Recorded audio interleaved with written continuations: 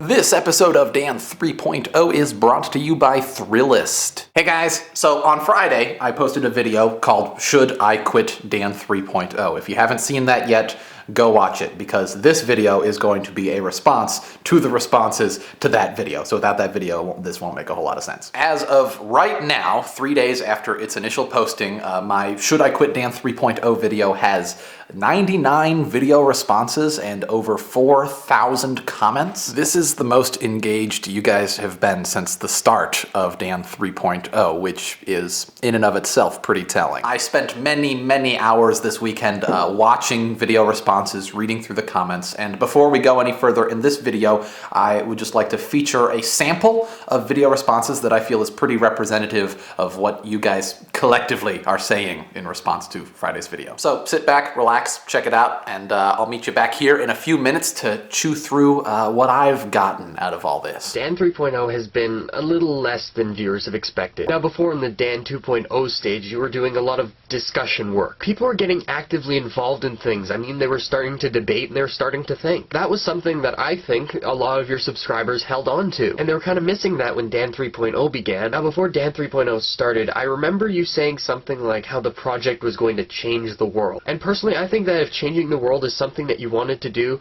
then the Dan 2.0 style of discussion would probably be better suited for your videos. I mean, then people were changing their minds, people were rethinking their opinions. Not to mention that you were bringing smaller YouTube channels to the forefront when they were doing video responses and you would respond back to them. That was changing things. You should consider eliminating the small daily tasks and ask viewers to submit meaningful, intellectual, thought-provoking discussion topics and related tasks.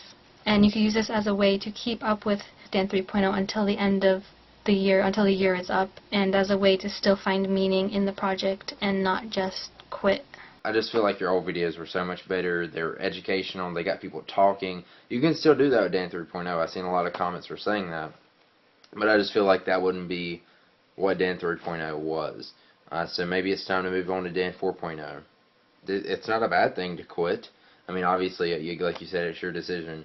It's rather than, don't think of it as quitting Dan 3.0. Think of it as jumping ahead. There's no way you shouldn't quit Dan 3.0. I spent hours countlessly watching and rewatching all of your videos. I don't know how to do it. Like, it's not like creepy shocked, but through your passion in what you've done and through your creativity and open-mindedness of it has inspired me to become a vlogger myself.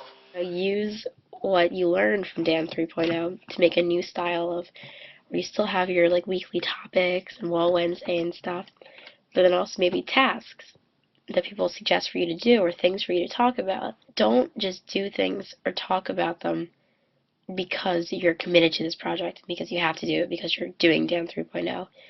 You should want to do the tasks and the things people suggest for you to do because you want to and you value the opinions of people in the tribe. Saying, okay, Dan 3.0 was a bit of a failed experiment, it doesn't mean that you're a failure. It just means that this particular project failed. And who knows, you've probably sparked an idea in someone else. Maybe the technology just isn't quite good enough to do Dan 3.0. Or maybe it's not possible for one guy to do it on his own. I mean, when you spoke about Dan 3.0, I always thought of it more as a sort of documentary. And the problem is when you have full creative control, you won't put in the stuff that makes you look bad, or just the other things that someone else external to you would. And that's kind of how you get true honesty, and I think that was what Dan 3.0, the point of it was. I think, you shouldn't quit, because I think if you didn't quit, it would show you a great commitment and fortitude and willpower to say, you know what, I can fix my mistakes. I could show you that, even though we've had a bad, couple months here and there, we can make it up. We can come together as a tribe. I think that a lot of the people who hate on Dan 3.0 are like the people who hate on the new Transformers movies. It's because it's different than the original. I tried to do a 10-minute long Transformers stop-motion movie once, and I completely bombed it. It was getting hard, very bad technical difficulties, so I quit it. And immediately after quitting, I was like, there's a weight lifted. But every single time I look back on it as a failure.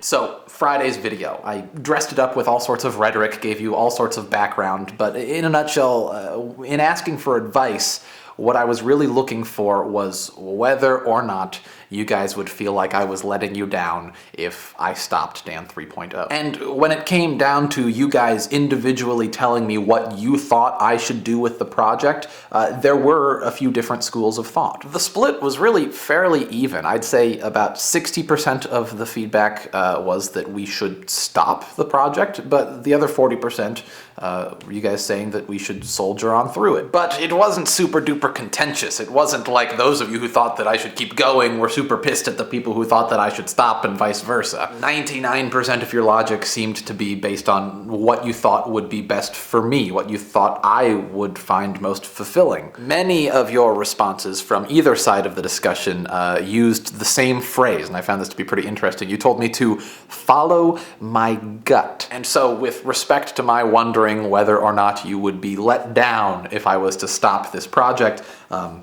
what that tells me is that, and correct me if I'm wrong here, but the answer to that is no. Even the bulk of those of you who think it would be better if I kept going with Dan 3.0 wouldn't be completely devastated if I didn't keep going with Dan 3.0. And that's good to know. That's what I wanted to know, that's what I needed to know, and now I know it. And yeah, it's good to know. Now, as for those of you who think it would be in everyone's best interest for this project to stop, it seems like you've been having these thoughts for a very long time, and we've seen glimmers of them pop up every once in a while in the comment section, but knowing that I have similar feelings has really just opened the floodgates, and now you're a whole lot more comfortable talking openly about the problems you have with Dan 3.0. But a lot of you still seemed very worried about, like, offending me or something. You treaded very lightly. More than once I heard the phrase, "Don't take this the wrong way," but if you posted a comment or a video response and you were being honest, I mean, that's what I was asking for. I wanted your honesty. I wanted your criticism. I mean, not once did I watch a video and go, what an asshole. So, there's one comment I read that was critical of the project and unapologetically brutally honest about how they felt. And I want to share that with you. YouTube username Rends typed this out in all caps, and it has 52 thumbs up. It says, "This is the problem with Dan 3.0. You spent more time talking about what's wrong than working on fixing it. Shut up, man, and finish the damn project and then move on to something else. You got a cool job, doing something you love. Do you know how many people on this planet are in your privileged position? Stop bitching and be the change you want. You're starting to piss me off." The thing about that comment that makes it so stinging is that they're right. If one was to put together a montage of all the complaining and whining I've done about the stress of Dan 3.0 over the last 8 months and show it to someone who has a real job in like a factory or something, they'd probably want to punch me in the face, and I'd probably deserve it. So Rens, my commitment to you is that no matter which direction I decide to take things in, there will be no more bitching.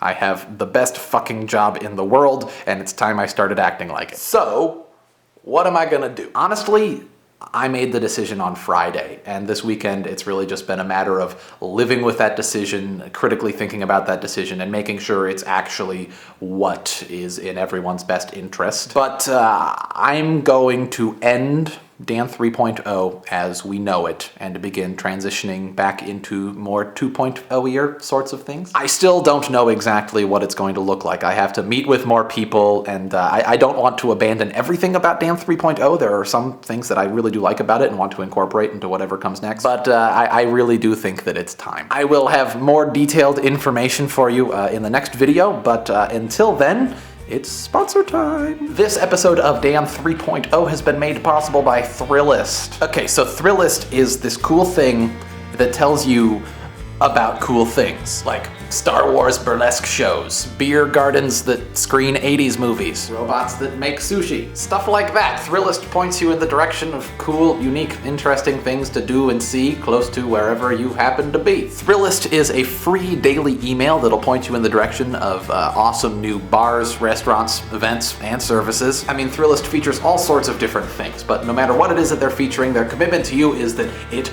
won't suck. So if that sounds like the sort of thing that's up your alley, head on over to Thrillist.com/Dan3.0, sign up, and start suckling on Thrillist's sweet, sweet teat of knowledge right away. Once again, a big thank you to Thrillist. Anywho, that just about does it for today's episode of Dan 3.0. Thank you so very much for watching, and I hope you'll tune in again next time for the final decision as to what we're gonna be doing with the rest of this project.